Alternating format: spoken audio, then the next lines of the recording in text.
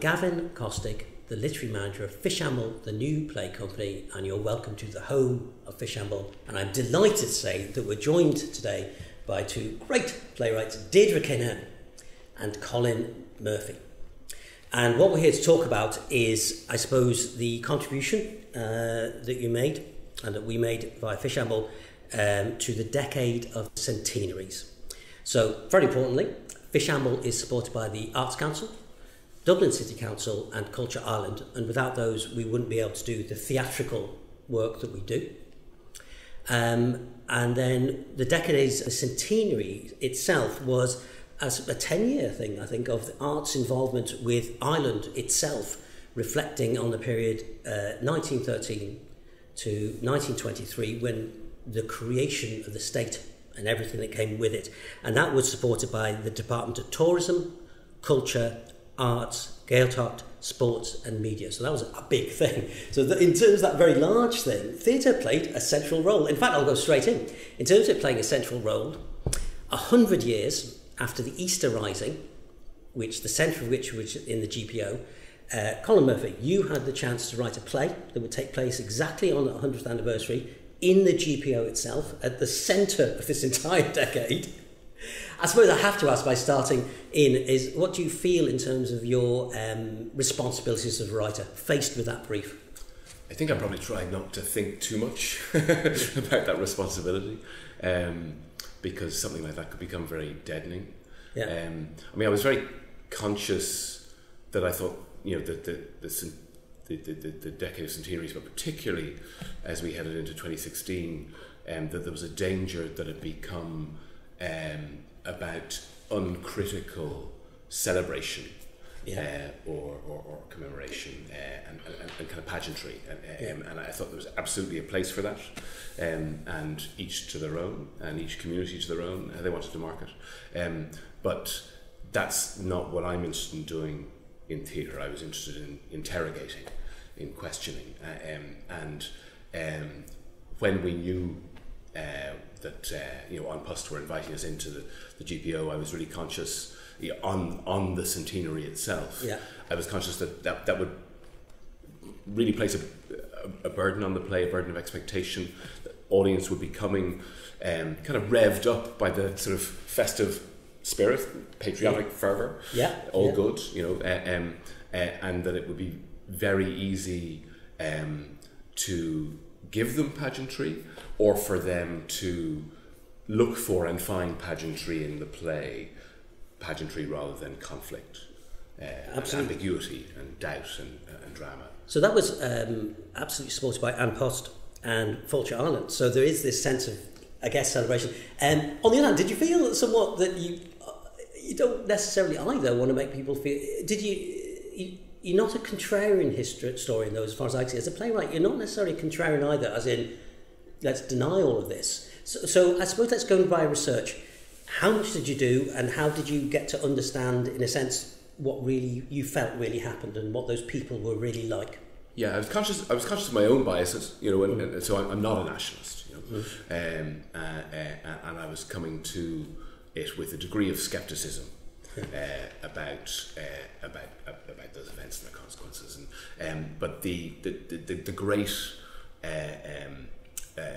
provocation or opportunity for me was in the digitisation of the witness statements that had happened over the preceding years, the Bureau of Military History statements. And it's like, so you can look those up online yourself. They're all there to be read. An extraordinary set of documents. So you were able to access those. So yeah, we were like a first generation of writers who were not professional archivists or historians, but were able to go directly to the first-hand testimony of people from the time. So you could you didn't have to take your steer from the great history works, and so there was an incredibly rich diversity in that, but also there was kind of like a texture. The kind of Deirdre will know this, that there's a texture of authenticity to verbatim records. You couldn't make it up, and it's true. Even though our job is to make up words and put them in people's mouths, you can never quite make it up. So when you're actually working with verbatim testimony, it's well, you really get a real visceral. sense of their world, don't you, and society at that time. Actually, I became so obsessed by it when we had to bring food down to the GPO for the cast and crew. I actually turned up with the same stuff that Colin Murphy had made. Because someone said to me they wanted to dial pizza. I said, we're not doing that. We are sticking with the feel.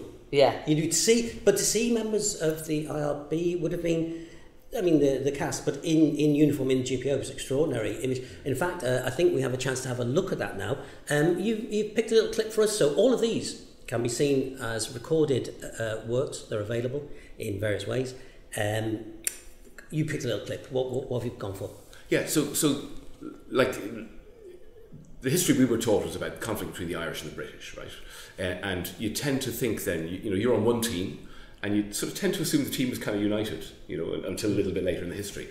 So what I was interested in looking for was, what was the internal conflict that must have happened within the GPO. That's why the play is called Inside the GPO. But had been, if not quite written out of history, had been sort of neglected, at least in the kind of school history we were taught. So this is a moment when, literally under the pressure of the outside bombardment, things are on the point of fracturing amongst the leaders of the rising inside the GPO. Great, let's have a look at that now. They won't surrender, they want to fight, just not here. We have proclaimed the Republic. To surrender would be to betray it. Bloodshed is a cleansing and sanctifying thing. Your words, Pierce. The old heart of the earth needs to be warmed by the red wine of the battlefield. Your words, the sea shall roll in red waves and blood be poured out. Your words, you stood at Donovan Ross's grave last August and you accepted the responsibility of carrying out the Fenian programme. Splendid and holy, you call them. Well, this is what is holy. The tradition that we inherit. The physical force tradition. The tradition that you said you would lead for a new generation. If we retreat now, we risk wasting all we've sacrificed. These bombs that we're so afraid of, they will follow us. The British will destroy more of the city. Where do we go? Some factory in Parnell Street to be burnt out there? To crawl out and surrender then?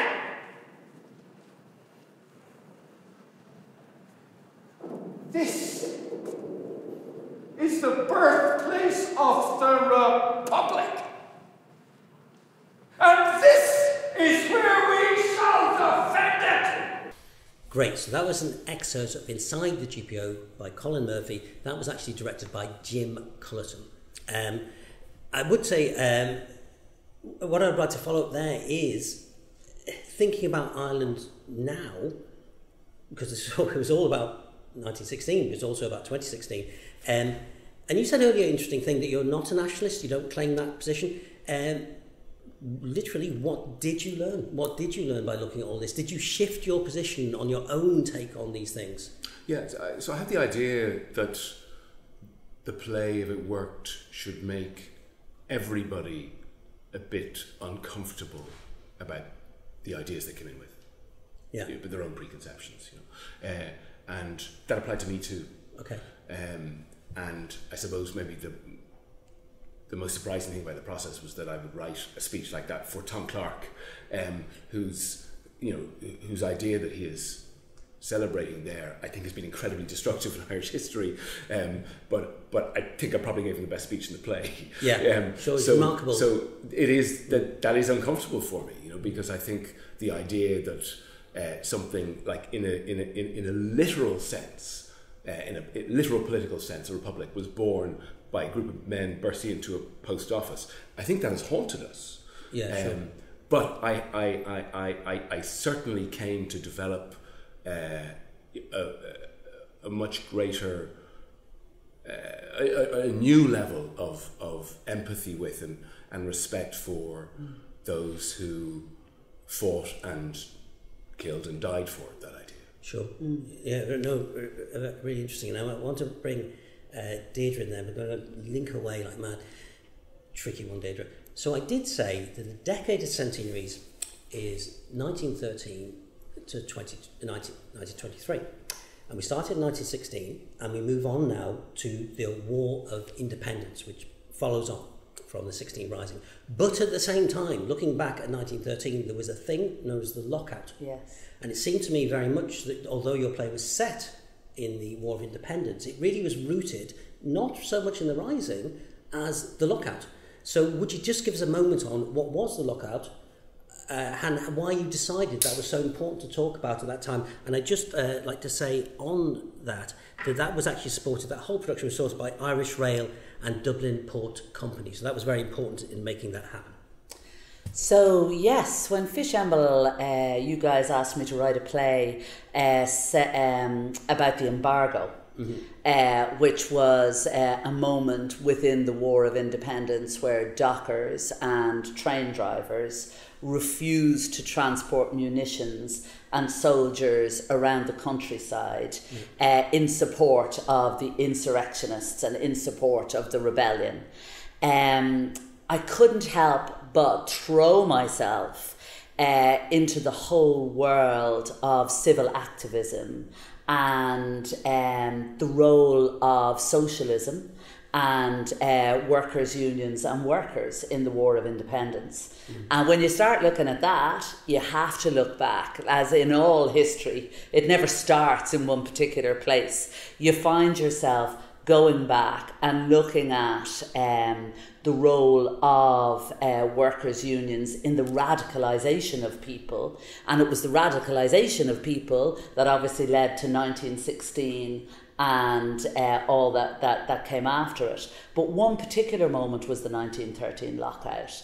And that was a monumental action in Dublin, where workers stood up to their employers and said, you know, unless we get very, very simple privileges like, you know, a 5-day-a-week, decent pay, sick pay, we won't, run your trams, we won't run your hotels. Yeah. And the response of the employers and the state, which was British at that time, was to lock them all out of work.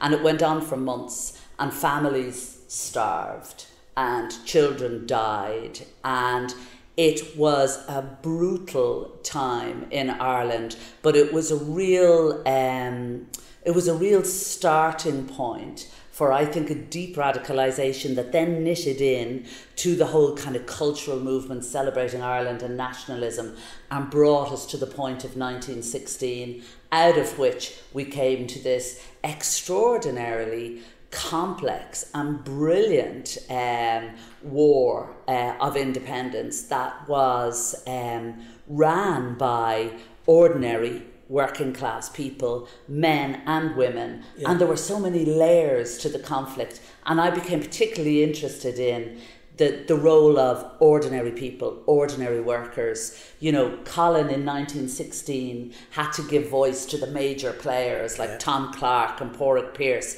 But I had the opportunity to kind of dig deeper into the unknown voices, the unknown stories and the unknown characters. And within that, you also start talking about the experiences of women more directly. Actually, we'll come back to that, Colin, because I was actually just thinking the same thing. I think that really the challenge for you of the people that people would recognise and have an idea about and an expectation of who they are within a large cast, varied cast. Here, the looking a bit more into the experiences of women and the experiences of gay men. That's right. Yeah, Gracie. So again, when you start to think about Ireland and how it's changed, we think about those things. So that gives us a chance now to have a little look at a moment of embargo. So we should show you a little bit of embargo now. I wasn't cut out to be a soldier. Not like my brother. Not like Jason, who fights now with this Irish army. Fights like a demon for an Irish republic. I put on concerts at the front. I did. Concerts. So I could dance for king and country. Sing for king and country. In makeshift tents and depots and empty barns. to provide some relief from the carnage. There was a troupe of us, a theatre troupe, and our job was to mop up death, to replace lost legs, lost brothers, lost minds with singing, to suture, to stitch, to pin up dreams of love and future and happiness onto the bloodied walls of the trenches, to sidestep death with illusion, silence the big guns with music, with play acting or penny opera. Magicians we were, conjuring up sweethearts and homesteads, turning ourselves into jokers, or kings, or beautiful girls. Great, so that's from Embargo by Deirdre Kinahan, and that was actually directed by Maisie Lee. I wonder if I can bring you back in again, Colin. Some high stakes stuff. So if you wouldn't mind setting the scene for us, there's some questions for you. We turn now to look at the treaty. In my simplified mind, the Irish and the British have fought to a standstill. It's not being resolved through arms. The fighting has to end somehow, and the possibility of a treaty, some kind of treaty, arises. Could you tell us where the treaty was produced in its original productions, and how you went about thinking about how do I dramatise this? Sure. So we staged it in the Kevin Barry Room in the National Concert Hall, which was a sort of a historically adjacent rather than specific site, because the debates within the Dáil that took place about the treaty took place in that very room. Yeah. And we then took it to London for a week, where we were hosted by the Irish Embassy. We played in the kind of this grand ballroom in the Irish Embassy. And the play was largely set in number 10 Downing Street, in the cabinet room there, so around a kind of a big table, Irish on one side, British on the other. And so we were able to kind of recreate a version of that in the Kevin Barry Room, and then very easily in the ballroom in London. And the impetus behind it, I think, was really that, the events that were dominating the Decade of Centenaries and that dominated the history that I learned in school were the Easter Rising, the War of Independence, the Civil War, and to some extent maybe kind of the lockout. We did greater awareness of the lockout, but kind of these are the seminal events which were all, certainly the three wars were about violence, like big classically kind of macho history events. And the treaty, it was one we all knew about, because the treaty was, what ended the War of Independence and caused the Civil War. But actually there's very little in, I think, the kind of folk memory about, the treaty is a process. It was a process of negotiation in London over a few months, with an exhausted Irish delegation coming back and forward on that ferry and train that we all sort of did as students, before Ryanair. Like, it's an exhausting 12-hour journey, and they were doing that overnight to come back to report back to the capital of London, back to London. So there was a whole process there. There were lives lived through that, and that was what I wanted to delve into and explore. Yeah, and I should say that the treaty itself was co-commissioned by us and the Pavilion Theatre, the range of supports there was to make the treaty happen was extraordinary. As you say, like the Irish Embassy in London was supporting it, and so on. And the British Irish Chamber of Commerce got behind it as well, which was absolutely great. You can see the credits at the end. On that though, can I take it a different way? Just start to expand the lens a bit, because why not sign the treaty if you're Britain? And we are talking about the end of empires, and there's an argument going on here in 2023. We're seeing the rise of empires again, empires trying to reassert themselves as empire-based structures. So I just wanted to talk a little bit about the sense in which Ireland was special, because it did mark the first, am I right in saying it's the first exit from the British Empire at that point? So obviously if you're Britain, you're starting to worry, well, hang on, what about the rest of it? Was that in the air? Yeah, very much so. It is the sort of start of the end of empire, if you like, the slow end of empire, and that's very much, there's a sense of that very much on the British side, and the Irish kind of there will be a legacy of this in India, particularly, but actually, so it's a history play, very obviously formally, but I think history plays are never necessarily or never just about the history. It's up for you, actually. I'll unfairly ask you to be just about the history. Look, you said it earlier about making people feel uncomfortable. And in terms of making people feel uncomfortable, it's the signing or the not signing. So when you're watching it, you're rooting for, like, do or don't sign the thing, you know? Yeah. Would you have signed it? Yeah, I'd have signed it. You'd have signed it? On what grounds? The pragmatic ground of ending the killing. Great. And building on it to build a better Ireland. Let's have a little look at that, a little look at the treaty now, just to catch that drama. Great, here we go. Independent trade policy. We are willing to concede your right to strike your own trade deals. We hope you will conclude that a free trade deal with the United Kingdom is in your best interests, but you will be free to refuse. That would not alter the fact that you would require us to swear an oath of allegiance to your king. Now that we cannot do. Ah, yes, the oath. We have done some further reconsideration of that. This new draft of the treaty incorporates the concessions we have mentioned and a new formula for the oath. This is indeed better. It is still an oath to an English king. It is far less of an oath to the king than that which you once took, Mr. Childers. There is room for some studied ambiguity. Gentlemen, you in Ireland often bring against us in England the charge of breach of faith.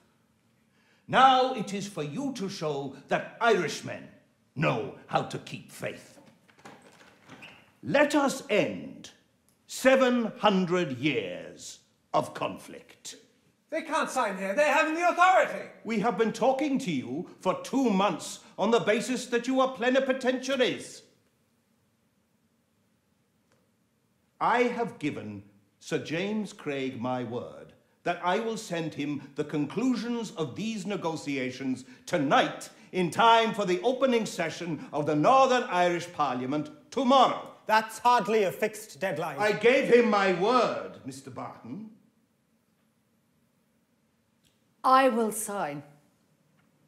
For yourself or for the delegation? I speak only for myself. Though everyone else refuses, you will nevertheless agree to sign. That is so. That is not enough. We shall sign as a delegation. We stake the life of the government on our signature. Are you prepared to do the same? Those who do not sign must take full responsibility for the war that will immediately follow. Immediately. But that's completely unreasonable. This letter encloses this treaty that we propose now to sign. This letter says that the Irish plenipotentiaries refuse to come within the empire and that the negotiations are thus at an end and war beckons.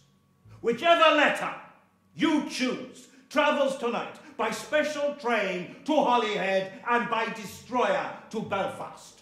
The train is waiting with steam out at Euston. If it is to reach Sir James Craig by the morning, we must have your answer by 10 p.m. You have until then, but no longer, to decide which letter I shall send. If I send this letter, it is war, and war within 3 days. Will you lying scoundrel! This is a breach of international law. You will have our answer. So that was an excerpt of The Treaty by Colin Murphy, directed by Conal Morrison. In looking at that, in terms of what we were talking about earlier, these iconic roles, who gets to play them? How was the casting thought through between yourself and Conal? What were you thinking on those things? Yeah, so I write plays about political decisions and the doubts and dilemmas and conflicts that culminate in kind of decisions. That's the kind of the through line. But one of the problems with that is that in Irish history, and obviously not just Ireland, mostly those decisions have been taken by men.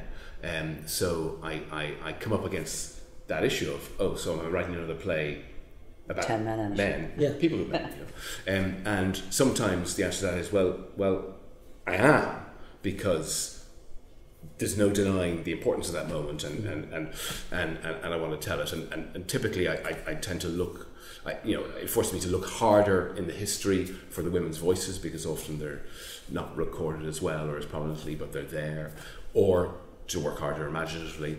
But in this case, in the treaty, it was the first time we considered, well, what about if we, part of what we do is in the casting, and what would it be like to cast this gender neutral? Just cast the best actors, just cast or the most interesting actors in the parts. So Conall and I and Fishamble kind of teased it out a little. Fishamble didn't impose it on us. The company did say, look, it's not your responsibility as a playwright and director to achieve gender balance in your play. It's our responsibility to achieve that across our repertoire as a company. I know that my work couldn't exist without Deirdre's, for example, who is going the more intimate human level, which kind of frees me to go to the more macro political level. But we thought about it. We thought, well, actually, this we started talking about individuals as actors and parts. Jane Brennan and Steve Lara. Yeah, that's really interesting. And then the proof is in. We tell us briefly, and an anecdote is welcome, but how heavy was Brexit in the air when it was done in London? Yeah, hugely. And I'm a political nerd, so I was watching Westminster, and it was all over the news, and it was reflected in two ways in the play, and one was the obvious one, which was that there was a revanchist imperialism in some of the Tory arguments on Brexit that echoed very closely the kind of what they were called the diehards, the Tory diehards at the time of the treaty, who were against compromise with the Irish. But more interestingly, and this comes back to what I was saying about it making you uncomfortable, actually the parallel is a reverse, because the people arguing that they wanted to take back control and go it alone in 1921 in the treaty were the Irish, who were kind of the obvious underdogs in the play, but they were sort of mapping to the Brexit sentiment, to which we are very hostile. And the people who were saying, no, we're stronger together, the Irish Euro line in Brexit were the Brits back in 1921. And that gives me a fascinating way in, I think, to Outrage, which is our fourth play, because what you feel about history is right back to what you were saying at the start, that sometimes you take a block of time and you say, let's celebrate this block of time, maybe learn a few things, but whatever. But then you realise it's never over. The currents are still ongoing, the cause and effect is still going, and actually you're looking at something which its meaning is changing and our sense of things are changing. So I'd really like to bring that forward now, in a sense, to Outrage, which I should say very importantly, again, was a partnership with the Dublin Port Company and Meath County Council. I'm delighted to say the Meath County Council Arts Office were part of the commissioning for this. Because the treaty, for good or for ill, leads to a civil war in Ireland. You know? And in terms of everything Colin's talking about, how do you, there you go, how did you decide who to focus on for this part of the story, who is in the play, and what did you really want to focus on in looking at the human level and the political level of what happened in the Civil War?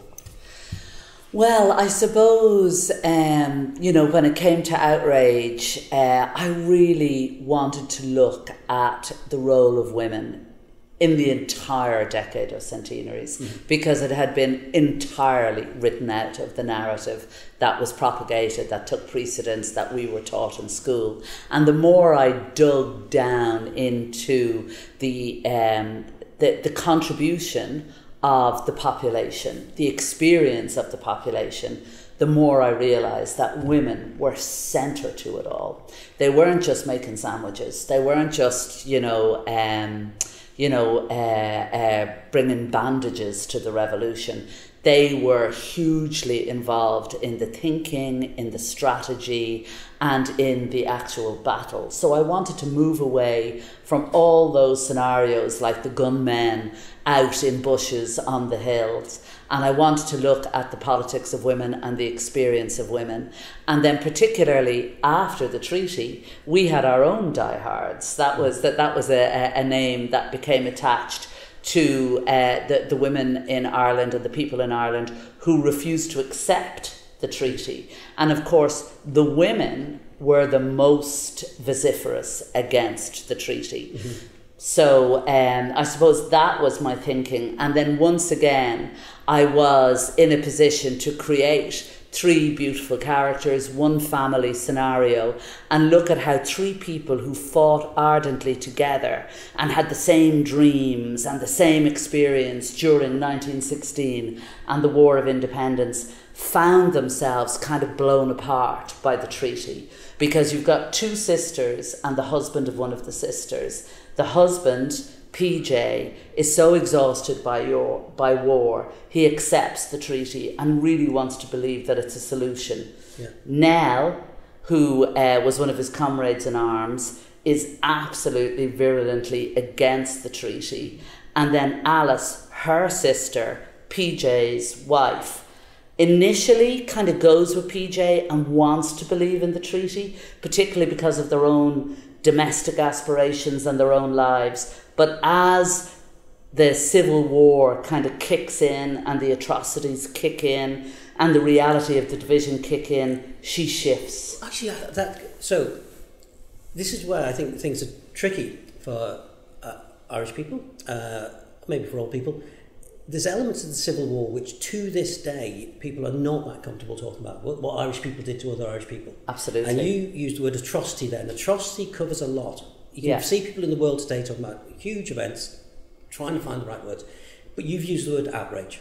Yes. Now, would you tell us why is the play called Outrage and how that came into the world of that play? So the play is called Outrage because during the Civil War, during the War of Independence, during the entire period, there was gender violence, as there is in all wars throughout the world. But in Ireland, there was very little evidence and certainly no conversation around gender violence in the history books or in the general narrative. And what became clear to me was that there were stories there. There were stories recorded in the military archives and in general, but the wording around it spoke so much to the denial that came after. So rape wasn't called rape. Rape was called outrage. A woman was outraged in a cottage in Connemara. Sure. And it took some brilliant female historians like Mary McAuliffe to dig through all the testimony and find a pattern and a repetition of this word outrage. And then more and more stories began to come to light. So in my play, I have a moment of atrocity, and that mirrors an actual incident that took place in Kerry during the Civil War that was perpetrated against 2 anti-treaty sisters. That's an amazing answer and a very interesting answer and a place to take us. Let's have a little look, just for a moment, at an excerpt from Outrage now. Must have decided it was time to shut us down, so who came down to stop us at the printing? Only Finney. Finney. Finney? I heard he was still livid that I'd been let out of Mountjoy. He came in the dead of night. Finney? He came with murder on his mind. There was at least 6 of them bursting into the house with torches and rifles and boots. Kicking down the door. It was clear Finney was set to terrorise. Well, Nell. So this is where you have washed up. Fuck off, Finney. You've no business here. This is me sister's house and she's not involved. You take me for a fool. Sure, we've known for months that it was the 2 of ye behind all them seditious little leaflets littering the fine towns and Meath and beyond. You know nothing of the sort. This is my husband's business. It is. It's my business. My husband, who served in the same army you do. Before you betrayed us all, when you set about murdering your own comrades. Comrades that saved your miserable hide countless times from the British. Nell, will you never learn? And with that, he punched me full force in the face. Okay, so that was an excerpt from Outrage by Deirdre Kinahan, and that was directed by Jim Cullerton, who is the artistic director of Fishamble.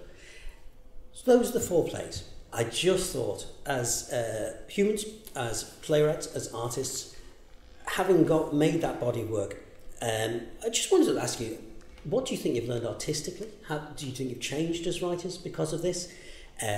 What do you feel we need to talk about now? So what is driving you from this into the future as to the kinds of things you think Ireland, the country, needs to talk about into the future? And I'll come your way first, Deirdre. Okay, well, I suppose it's really about truth. And, Colin referred to it, people being uncomfortable. You referred to it, the awkward questions. What I think theatre can do, the reason I write for theatre, is that it can ask the awkward questions. It builds a safe space, a communal space, where we can put truth on stage, under the spotlight, and explore it, and explore the impact that various events or moments have on ordinary humans. So I suppose that's what has always really appealed to me about theatre. Now, when I started writing, into the history of Ireland and into that extraordinary period, I felt I couldn't believe that I had the privilege to have a voice in this. And I suppose I felt a deep responsibility to dig deep into the darker corners and find those lesser known stories, and about how they all kind of built into this confluence of events, that brought us this revolution that shaped the entire country and who we are. But I also felt that women in particular were deeply betrayed by what came after the Civil War. And I've never really been able to understand how that happened. So as an artist, I actually found a whole new way of writing in order to get into the history play. You said to me once it was like ghosts coming out of a wall. That's right, yeah. For me, that's the glorious thing about Dublin and about Ireland. When I was walking in here to make this film, I walked by the old building on Blessington Street that was the first Ministry of Labour, where Constance Markievicz was the first Minister of Labour, and I was able to touch the railings as I walked in here, the same railings that Constance Markievicz would have touched as she walked up to that door. History is everywhere. We are born out of it. Those ghosts are in our DNA. They are in the woodwork, and they've got stories to tell us, and we've a lot to learn from them. So for me, all my plays were peopled by ghosts. I was smiling slightly because I'm going to throw a difficult question to Colin. You were talking about this ghosts and so forth. So the famous Joyce remark is, "I'm struggling to awake from the nightmare of history." I think that's the remark. I'm struggling to awake from the nightmare of history. Colin, are we still struggling to awake from the nightmare of history, or have we, in some sense, to any extent, woken up from it? We never wake from it, but I think that our job is partly to dream ourselves back into that point before history becomes history. And there is a kind of there's a psychological fallacy, I think, that it's just very natural, which is that we think of the past as inevitable. We think of history as things that were inevitable, right? Because we learn them in history books. They were facts. So they were kind of, not only happened, but they were always going to happen. And that allows for a very sort of judgmental take on history. Well, was the treaty right or wrong? What would you have done? Would you have gone as did you go? Would you not? But actually, what interrogating it or reimagining it allows you to do is go back to a place before these things become facts, before they become history, and sit in the minds and look through the eyes of the people who are struggling, who are facing dilemmas, who are wrestling with this, and don't know what they're going to do and don't know what is going to come after that. And so I think this process of writing history plays allows us to revisit those events with more empathy and much more uncertainty.